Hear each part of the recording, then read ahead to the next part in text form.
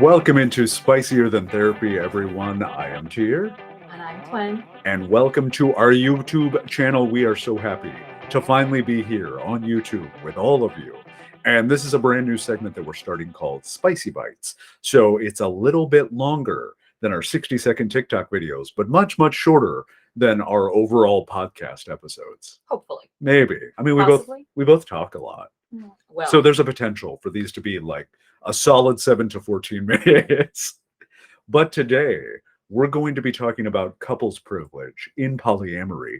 And we did a video on this recently, but there's only so much you can say in 60 seconds. So we wanted to have a much more in-depth conversation on couples privilege in polyamory, what it is, how you can avoid it, and some of the other complexities around the topic.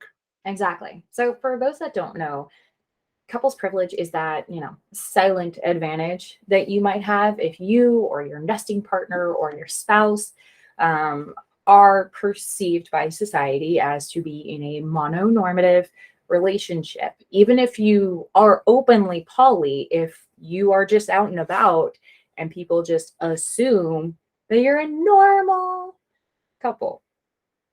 And That's societally reinforced monogamous mindset. exactly. And this could vary every which way from, privileges like tax incentives, things like that from a legal perspective, to everything as simple or to something as simple as, well, only my wife gets to go to Thanksgiving dinner. Right. And let's kind of put this in example terms for those of you that aren't polyamorous or ethically non-monogamous. So Twin and I, you know us, you've met us, you love us. We are married. We are nesting partners. We are also polyamorous. So let's say, right, that Twin has a girlfriend and I have a boyfriend. Each one of those are their own valid relationship, which should have equality and autonomy from the other relationships. Now, couples privilege would be the external world thinking that Twin and I have more rights in our relationship because we're also married or because we're also nesting partners, which means we live together. Exactly. So for those of you who are a little more initiated into this world of poly, probably the most common example you'll see of this is something called veto power, which we don't Not a fan. necessarily love the idea of. If it's what you and your partner agree Sure. on and want in your relationship, and other people that are getting involved in the relationship are also okay with it from the start because you're open and honest and communicate that to them, fine.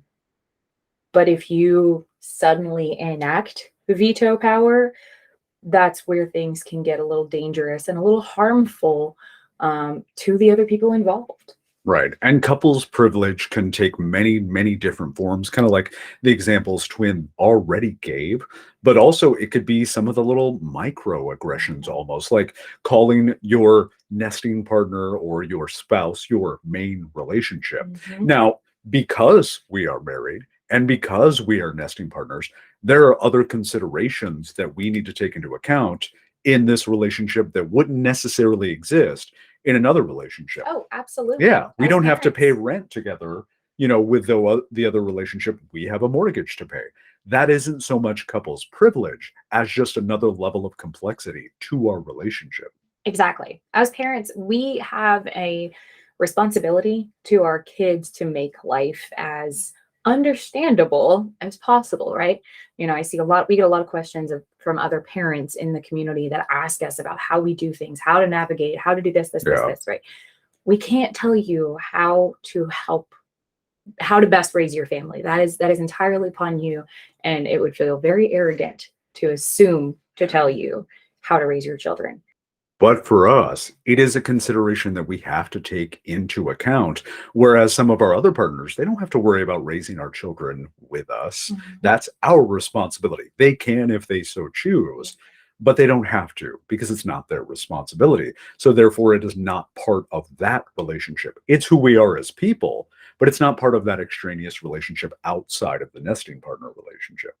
So, short version of all this, there's nothing wrong with placing logistical importance on one relationship over another insofar as you are not placing emotional and mental priority on one relationship over another, unless the other person involved in that relationship is okay with that priority differential. Exactly. Like, for example, a comet relationship. It's not going to have as much weight for me as an actual full time relationship with other partners. It's just when that partner is available and when I'm available and when we're hopefully in the same area, we can get together and do the thing and go on all the dates and have all the fun, sexy times. So nice being able to say sexy times because we're on YouTube and YouTube mostly treats people like adults. But it's something really good to keep in mind as you're structuring multiple relationships within polyamory, that, like Twin said, you don't start placing different levels of priority on your relationships. Each one should be a primary focus, should be an autonomous relationship, unless you're all getting together in one big relationship anarchy quad or something like Cuddle that. puddle. One big cuddle puddle.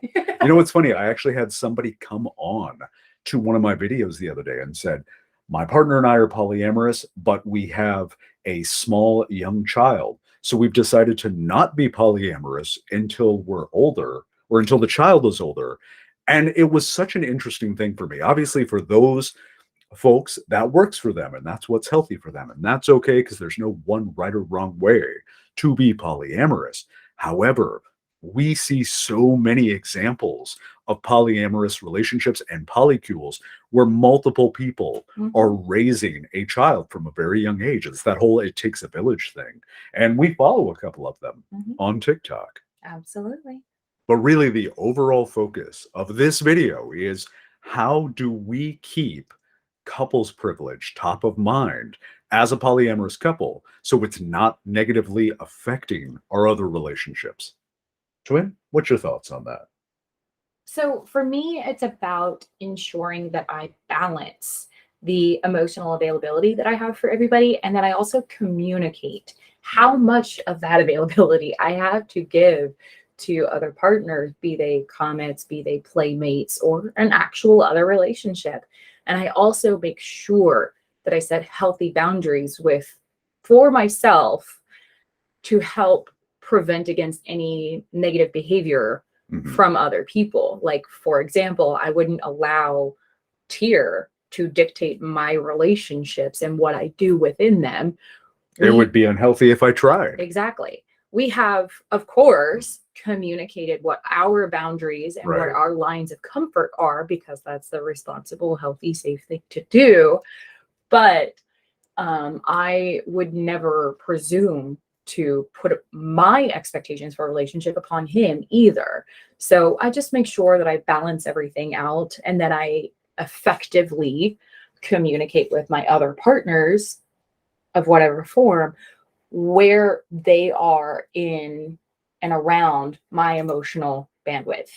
I hope that made sense. It absolutely makes sense. And because polyamory can look so many different ways to depending on the people that are involved in the polycule, it changes from relationship to relationship. This is why we say navigating complex relationships within polyamory is so much harder than within the world of monogamy, because you have multiple perspectives, multiple people and emotions to deal with at the same time. So even the way that we like to practice, it's kind of a hybrid between parallel polyamory and kitchen table polyamory.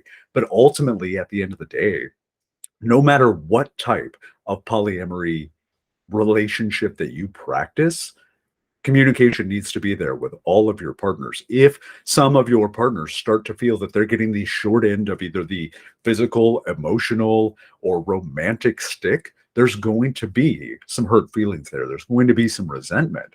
So the way in which we like to do it is, if anybody kind of comes into our polycule, whether they be full relationships or common relationships, they need to be able to get along with our entire polycule. Like, we like doing that. We like when everybody gets together and has a board game night and talks about how they're feeling and what they're up to. I mean, you don't have to, but you wouldn't be able to exist well within our polycule if you didn't. Now, again, that's speaking only That's us. for our polycule. I'm perfectly aware of several that the metas never meet. Yeah. And that's fine. That's okay. That's totally yeah, cool. that's totally fine. You don't have to get along and be besties and hang out with all of your metas. But if you That's want to be okay. in a relationship with us, you do. So if you are out in the wild Practicing poly. in your everyday life, please, please, please just be aware of any couples privilege that you may or may not even be exhibiting within your relationship. Be aware of how it's affecting